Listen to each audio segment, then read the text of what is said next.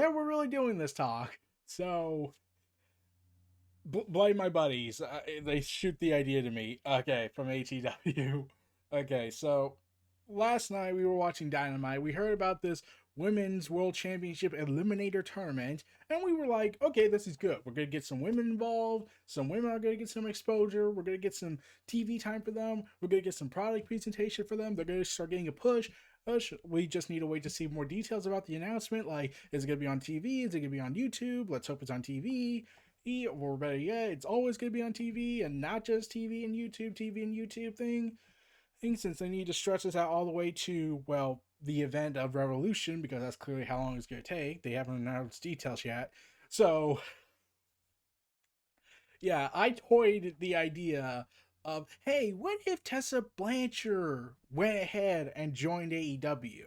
Now, we all know about Tessa Blanchard's behavior, and for those who don't, it's primarily very, very, very toxic. Let's go with that. But yeah, Tessa Blanchard was on a roll for a while. Then the allegations against her came out, and then there were witnesses that backed up the victims of her behavior and attitude. And then she was fired from Impact because of refusing to drop the title and not sending promo tapes. And she was asking for money out of this because of the COVID crisis. And yeah, and here's the thing about that. When I heard that, I was shocked that Impact let her go from that. But it was clearly obvious Tessa has a very destructive behavior in my eyes. And people were wondering, where is she going to go? Well, let's see. Uh, there are several places she could go to, besides her other commitments with AAA. I think she still has the title from there. It's been a while since the pandemic screwed everything up. I forgot Kenny Omega was the world champion of AAA with the Mega Belt. But so Tessa Blanchard is a very talented individual, but not very well in behavior for a lot of people's perspective. And things have been quite quiet with her since she dropped the title.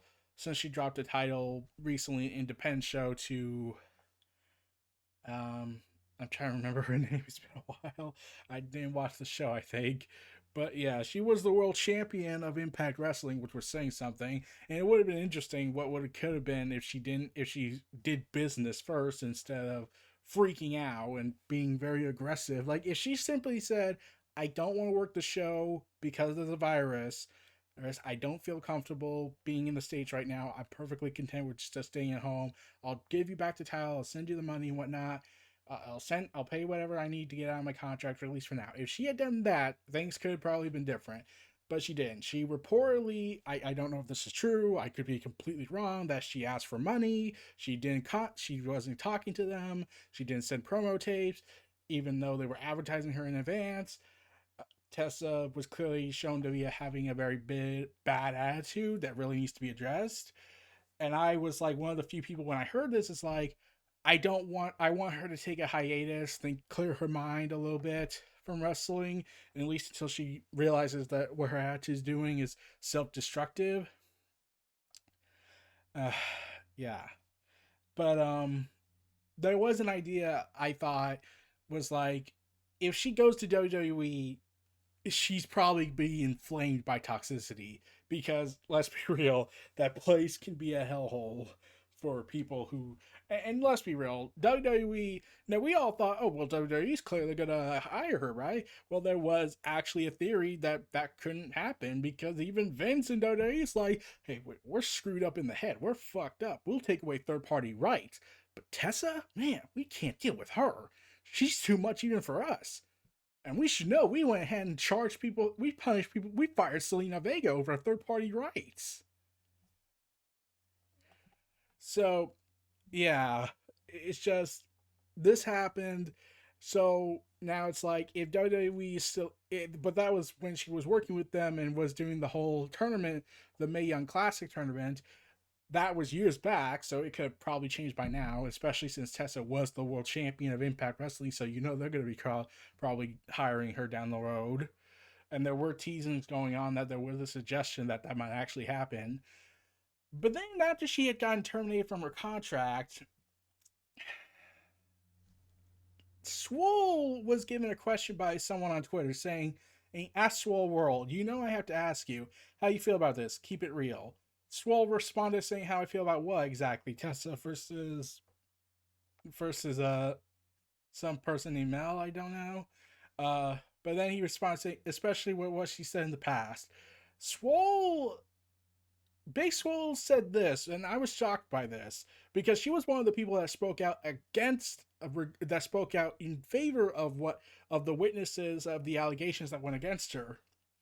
But Swole was professional about this, and she said, "Professionally, in my opinion, her wisest choice is AEW. In our company, she can have growth. Plus, her father, he's a pastor, is there, so she can get any and all spiritual guidance she needs." And yeah,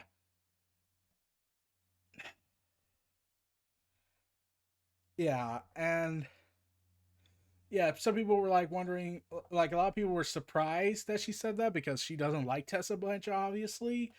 But to hear that she was willing to look, we'll give. I believe you have a chance here if you can be on your best behavior. I went further and said that this should be like a special contract for Tessa. It's like a restrictions contract, but like yeah, if Tully Blanchard backed her up, he would have to probably be part of this, try to get her in signed. But I was thinking to myself, yeah, I said there should be like a very unique contract for her, so where she's given a one strike rule in her contract for an extended period of time to like earn the trust of the locker room. Screw up in any way, and she's gone. Let's go with a theory where if they actually did do that and if that's actually legal, because I don't know if that's actually legal, well, unless it's made by the employee themselves and the part of that in negotiations. But let's go with that idea. What if Tessa Blanchard joined the tournament? She wouldn't make it past the first round. Not because she would lose or anything. No, no, no. I went bigger than that because while I don't believe she would be the first person to shake her hand welcoming her backstage, but that's just my opinion. I don't know Big Swole for that extension other than what she speaks on Twitter. But so what if Tessa Blanchard joined this tournament, came out as a surprise entrance, and her first match there would be against Big Swole? Yeah, I'm going there. And AEW wants to actually put the story, if they can work professionally, a storyline between Tessa Blanchard and Big Swole. So let's go in a hypothetical sense. I honestly think this match would be so intense between them that they would be declared both disqualified from the tournament. And then this leads into some segments for the coming weeks, some promo fire on the microphone, shooting from the hip, behavioral attacks on each other. Big Swole going after Tully Blanchard if they're willing to do that, and this leads into and to the as the opening match for AEW's event Revolution. Except we do this a lot better. We book it a lights out match, no restrictions, unrestrained violence, and just have Tessa and Big Swole just tear each other apart in that ring. Let it get it out of their system essentially, like just go all out in insanity. I could honestly imagine that, and this would give Big Swole a big learning experience, especially since how long has she been wrestling? Um, Let me double check on that just to be safe. Uh, Big Swole's been wrestling since. Okay, she's 31 years old. She's been wrestling since 2015, so she has a lot of experience for her to get. Uh, but imagine so I actually see Tessa winning this match, but Big Swole would really do will really learn and like they get this whole aggression out of each other in this feud. It would be violent, it'd be intense. It would probably be the inaugural 1 hour special segment where they first start off with Big Swole and Tessa Blanchard trying to have another professional match, but then they devolve into hardcore brawl because Tony Khan does have that show being pushed for Warner Media coming soon.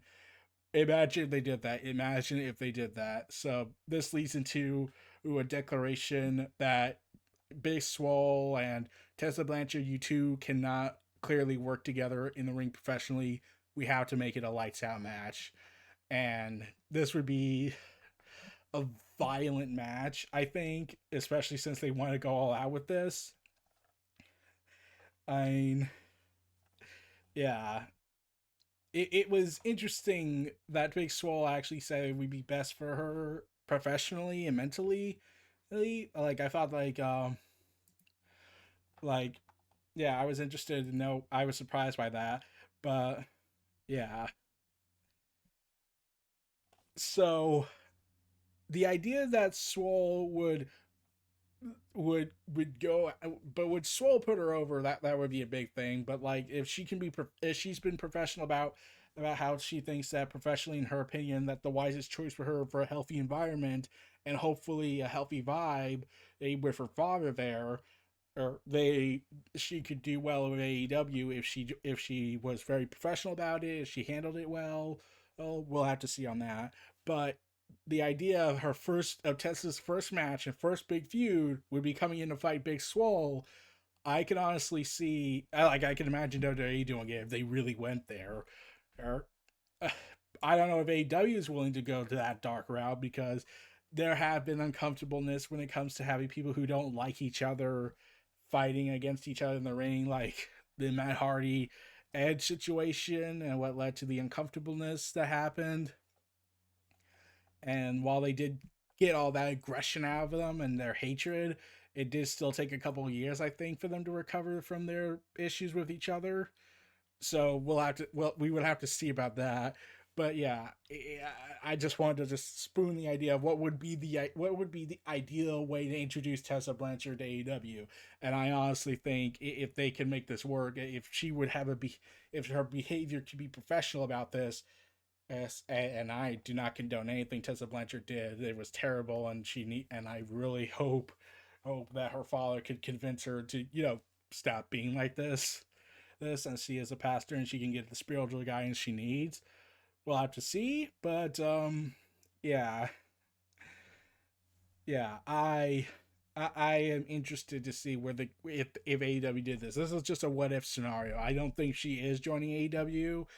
I honestly think she has a likelihood of joining WWE and intensifying issues there, but we'll have to see. Especially with Stephanie, imagine Stephanie and Tessa being in the same room together with Stephanie constantly bragging how she's the creator of women's wrestling. But that's just my 2 cents. So this was the WrestleVerse by Neo Reality Entertainment. Feel free to like, comment, subscribe. Check out my other channels in the description and the links below. Oh, looking forward to seeing you all again next time. Stay tuned, take care, and peace out.